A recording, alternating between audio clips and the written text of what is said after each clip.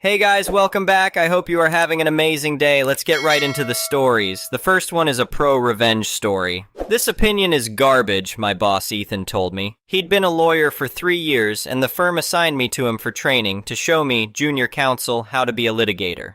I disliked Ethan for a number of reasons. He knew no law, and he expressed himself poorly in writing. For a litigator, that's like strike 1 and 2 right there. And strike 3 was this: he had no backbone. He was actually scared of going to court. I noticed this when he took me to assignment court one day, and when it was his turn to speak, his hands were shaking. He was scared in freaking assignment court, where all you do is set a trial date. "What's wrong with what I wrote?" I asked. "Not what I asked for," he said, turning away. I checked the email he'd sent me 2 weeks earlier and saw that the opinion I wrote was exactly what he asked for. I knew what was up. He was going to delete my dockets for writing the memo and then claim he did it himself, thus leaving me quite a bit short of my docketing quota for the month. I knew that he would do this to me because he'd done this before. I knew that my memo would wind up on a partner's desk without my name on it. I knew that for a fact, because the firm I worked at was one of the first in the city to have a really good internal network. We were using cloud-based document sharing before it became widespread, so the firm was way ahead in terms of technology, but not in terms of security, and not long after I joined the firm, I learned how to navigate through the firm's shared drives and find interesting things, like evidence that Ethan was plagiarizing my work. Ethan was the very model of the young downtown lawyer. His perfect shoes always gleamed. He wore custom-tailored suits because he came from money. Everyone just took it for granted that he was on the partner track. I, on the other hand, was well on my way to nowhere special, so maybe he thought it was okay to mess with me. If so, that was a big mistake on his part. I didn't like having my billable hours messed with. I seriously resented it because I was already being targeted as one of the juniors who doesn't docket as much as he should, and I was getting pushback from Sarah, the partner who headed our team. I told Sarah what was going on, but she didn't care. It was like being back in middle school and showing up in the office with bruises on my face and the principal saying kids will be kids and sending me on my way. "You'll just have to work harder, or smarter," Sarah said when I reported the latest nonsense thing Ethan did to me. I couldn't work harder. I was doing the usual 6 days a week lawyers downtown are forced to do. But I could work smarter, and that night I thought up a plan. The holidays were coming, and I thought I'd give Ethan a little present. It landed on his desk on December 23rd, in the form of a memo purporting to be from Sarah. Sarah was old school and not really on board with emails and computers, so she did everything on paper. So when Ethan came in on December 23rd and saw a memo on his desk from Sarah with a legal research assignment, that wasn't unusual. The memo was drafted in the usual form that Sarah used, because of course I had taken great pains to make sure that it looked authentic. Ethan walked over to the little cubicles where the juniors worked and gave me the same memo, except his assistant had retyped it, so now the assignment was from him to me, instead of from Sarah to Ethan. The assignment was difficult, requiring me to do a deep dive into maritime law, its relationship to common law, combined with a constitutional division of powers question. "But this is a huge assignment," I whined, "and I'm going to be away. Can't you get someone else to do it? Is it really urgent?" The memo I'd forged to Ethan stressed how totally urgent the situation was, but there was no way Ethan could double-check with Sarah because she left the day before on vacation. That's why I'd waited until December 23rd.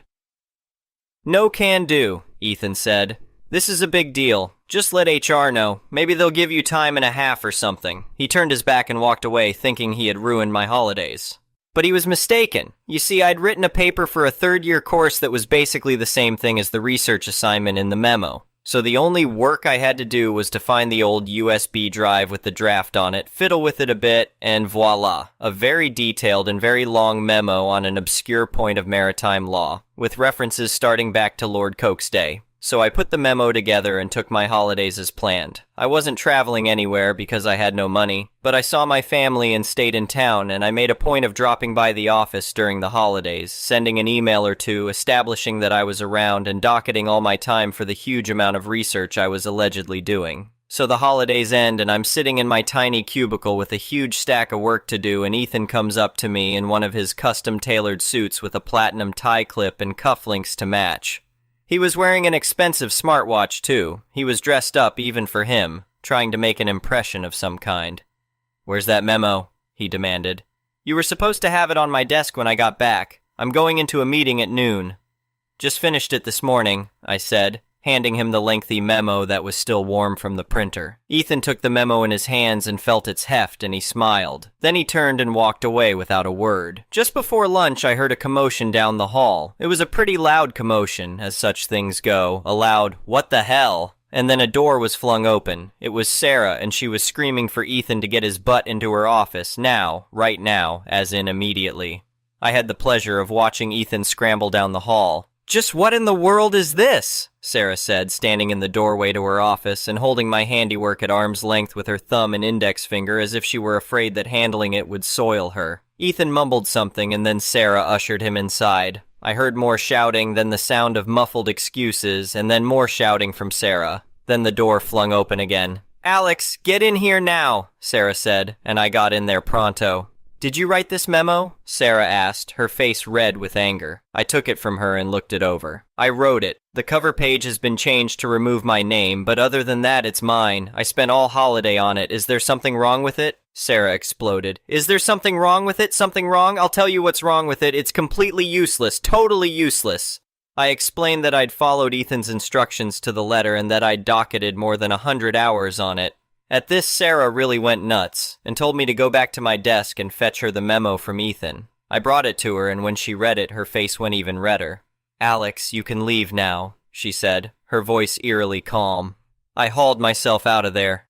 From my little cubicle, I wasn't close enough to hear the full chewing out Ethan got, but I heard the details through the grapevine over the next few days about how the partners were seriously pissed that Ethan had wasted over 100 hours of a junior's time on a useless task that was obviously a prank. And how had Ethan not realized that he was being pranked? Was he an idiot? I wasn't blamed at all, of course. I had been working under Ethan's close supervision. Ethan didn't get fired, but there were some good outcomes for me. For one thing, Sarah told me to send her a copy of any memos I wrote for Ethan, and that ended him taking credit for my work. Ethan also stopped deleting my dockets for my research. Plus, I got a belated holiday bonus for having to give up on my alleged vacation to write the stupid memo. I really hated working in that place, but whenever times were tough, I'd think back to the case of the forged memo, and that always brought a smile to my face.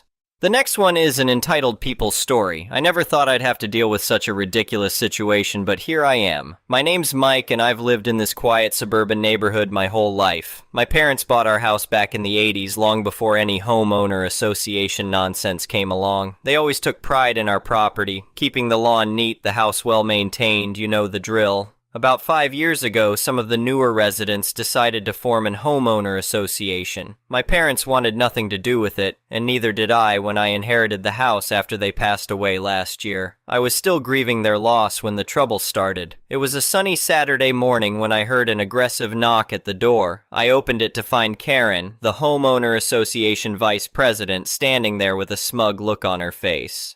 "Good morning, Mike," she said in a sickeningly sweet voice. "I'm here to discuss the transfer of your property to the homeowner association." I blinked, completely confused. "What are you talking about?" Karen's smile widened. "Oh, didn't you know? Your parents left their property to me in their will. As the homeowner association vice president, I'm here to take possession." I felt like I'd been punched in the gut. "That's impossible. My parents would never do that. I inherited this house fair and square." Karen waved a piece of paper in front of me. "It's all right here in black and white, dear. Your parents clearly state that upon their death, their property is to be given to me as a representative of the homeowner association. Now, when can you have your things moved out?" I snatched the paper from her hand, my blood boiling. It looked like a will, all right, but something seemed off. The signatures didn't look quite right, and some of the wording was strange. "This is bullcrap," I said, my voice shaking with anger. "Get off my property right now before I call the cops." Karen's fake smile disappeared. Now, there's no need to be difficult. The law is on my side here. You have 30 days to vacate, or we'll be forced to evict you." She turned on her heel and marched off, leaving me standing there in shock. I immediately called my lawyer John, who had handled my parents' estate. He was just as surprised as I was and promised to look into it right away. Over the next few days, I was a nervous wreck. I couldn't believe this was happening. My neighbors, the ones who weren't part of the homeowner association, were supportive. They'd known my family for years and couldn't imagine my parents giving away our home like that. A week later, John called me with some news. "Mike, I've got good news and bad news. The good news is that will is definitely a forgery. The bad news is Karen has already filed paperwork with the county to claim ownership of your property." I felt sick. What do we do now? John's voice was grim but determined. We fight back, hard. I'm going to file an emergency injunction to stop any transfer of ownership. Then we're going to sue Karen and the homeowner association for fraud, forgery, and attempted theft. The next few months were a nightmare. Karen and her homeowner association cronies started a harassment campaign against me. They'd park in front of my house, take pictures, and leave nasty notes on my door. I installed security cameras and kept detailed records of every incident. The day of our first court hearing finally arrived. I was nervous as hell, but John assured me we had a strong case. Karen strutted into the courtroom like she owned the place, flanked by the homeowner association president and their lawyer. The judge, a no-nonsense older woman, listened as both sides presented their case. Karen's lawyer tried to argue that the will was legitimate and that I was just a sore loser trying to keep property that wasn't rightfully mine. When it was our turn, John methodically tore apart their case. He presented evidence from a handwriting expert proving the signatures were forged. He showed the real will, properly notarized and filed with the county years ago. But the knockout blow came when he called a surprise witness, Karen's ex-husband. The man looked nervous as he took the stand. He testified that Karen had bragged to him about her plan to forge the will and steal my house. She wanted to force everyone in the neighborhood to join the homeowner association, and taking my centrally located property was key to her scheme. I watched as the color drained from Karen's face. Her lawyer tried to object, but the judge wasn't having it. By the end of the hearing, the judge not only dismissed Karen's claim, but also ordered a criminal investigation into the forged will. As we left the courthouse, Karen tried to approach me, probably to threaten me or make excuses. John stepped between us. "I'd stay away if I were you," he warned. "You're in enough trouble as it is." Over the next few weeks, the truth came out. Karen had conspired with a shady notary to create the fake will. She thought she could bully me into giving up my home without a fight. The homeowner association president claimed he knew nothing about it, but evidence suggested otherwise. In the end, Karen was charged with multiple felonies, including forgery and attempted grand theft. The homeowner association president resigned in disgrace. The homeowners voted to dissolve the homeowner association entirely, tired of the corruption and drama. As for me, I got to keep my home and even won a hefty settlement from Karen and the former homeowner association. I used some of the money to throw a big block party for all my neighbors, except Karen, of course. She was too busy trying to avoid jail time. It's been a year since all this happened, and things have finally calmed down. I still can't believe someone would go to such lengths to steal a house, but I guess some people's entitlement knows no bounds. I'm just grateful for my lawyer, my supportive neighbors, and the justice system that saw through Karen's lies.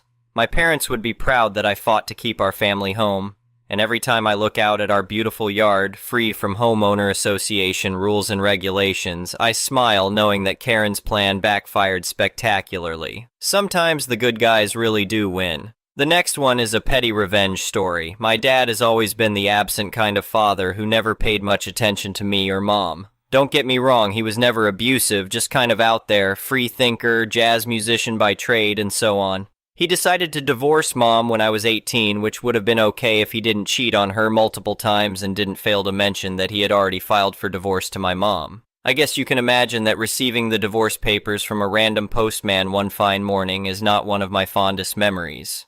So my parents divorced, Mom was devastated, but everyone moved on. Dad married one of the singers he had cheated with prior to the divorce, and we just kind of let it go. A year ago, my dad and his now wife got a child, a small baby boy who I can proudly call my brother.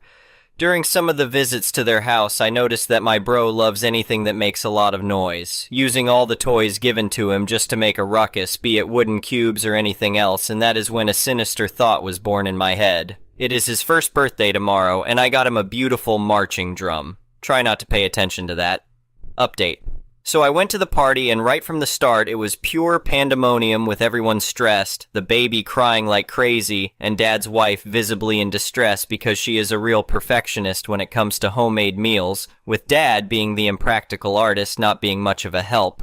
Eventually we sat down to eat, but baby bro was grumpy basically the whole time. So, after we ate, I pulled out the marching drum. Dad and fiancé were visibly upset and probably kind of figuring out the way to tell me that this was not an appropriate purchase, and then, out of nowhere, bro's godmother, singer and pianist, yes, another one, spoke up and said that this is a really good gift, because he likes to bang all his toys anyways. So, even though reluctant at first, Dad took the drum and started playing some simple patterns. Bro stopped crying, hypnotized by the drum beat. Visibly relieved, the wife's mom pulled out her gift, which was a xylophone and some other percussions she had bought. Everyone took one instrument and we kinda tried playing together, effectively calming my baby bro down and preparing him for the bedtime. I guess I did not expect that it would end in such a wholesome way. Also, thanks to everyone for all the cheeky recommendations. I will be sure to up my game this Christmas.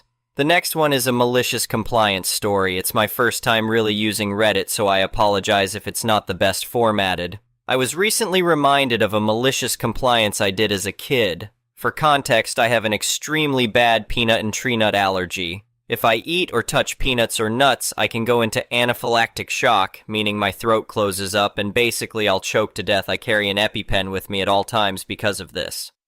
Additional information on this teacher: she hated children, like the type of teacher who yells at kids if they got something incorrectly. For the sake of keeping everything anonymous, I'll call her Mrs. Idiot and refer to myself as me. With that out of the way, to the story. I was in first grade, and by this time I had a good grasp on how bad my peanut and nut allergy was, always read labels, never eat others' home-cooked meals, and that I shouldn't trust someone just because they say, "I don't think it has nuts in it." If you don't know, then don't offer those foods to small children who may not know any better. It was first grade, and I was having fun coloring something on paper waiting for my teacher. As I was finishing drawing, my teacher got out a fun activity worksheet involving candy. If I remember correctly, it involved counting or something math-related. As she was passing out the worksheets and candy, I noticed that they were M&Ms, which I'm allergic to. The interaction went something like this. Me: "Mrs. Idiot, I can't have these, I'm allergic." Mrs. Idiot: "They're original M&Ms, they don't have peanuts in them." Me: "But my mom says I'm allergic to the originals too." Mrs. Idiot: "They're fine, you can have them." To this day, I don't know why a teacher would ever tell a kid with allergies to eat something the kid thinks or knows they're allergic to. Also, while original M&Ms don't have peanuts or nuts directly in them, they're made on the same equipment as peanut M&Ms. This exchange went on for a while, with the idiotic teacher telling me that they're fine and me saying they're not. I think the teacher actually believed I was purposely trying to annoy her. Mrs. Idiot: "If you don't start behaving, I'm going to call your mother and you will be in big trouble." Younger me realized that my mom was just going to say the same thing. Instead of telling her that, I sat there and smiled at the teacher and said, "Okay, call her." I remember wondering why the teacher just didn't believe me. Looking back, that teacher definitely hated being told she was wrong, especially by a first grader. The idiot teacher looked annoyed but smug, I guess thinking that my mom would yell at me for not wanting to die or have a giant needle put in my thigh and being rushed to the hospital. Now, I don't know the full exchange between my mom and the idiot teacher because this was so long ago and my mom doesn't remember what exactly was said, just that she was extremely angry. I know she tore into my teacher because me and everyone who was present in class could hear my mom yelling through the phone. I think for the first time ever, I saw my idiotic teacher actually nervous. After my mom tore the teacher a new one, the teacher brought me to the corner of the room and handed me a bag of Skittles, which she apparently had the entire time. It sucked being alone for the activity, but I happily did my assignment eating my packet of Skittles, knowing fully well my teacher was simmering at her desk, annoyed that a 7-year-old knew better than she did. Later, it was revealed that my mom sent an email to the school's principal, which luckily for the idiotic teacher's case was my mom's second draft and had nicer words in it. That teacher had to do a refresher course on allergies by the nurse, which was shown to her already at the beginning of the year. I guess my school was desperate for teachers because she continued to teach at that school even though she had other incidents. As much as I'd like to say I ate the M&Ms and watched as her career tanked, blowing up like a Thanksgiving Day parade balloon, I did not. As the wise Sid the Sloth said, "No thanks, I choose life." Thank you for watching. I would really appreciate it if you could like the video and subscribe to our channel if you haven't already.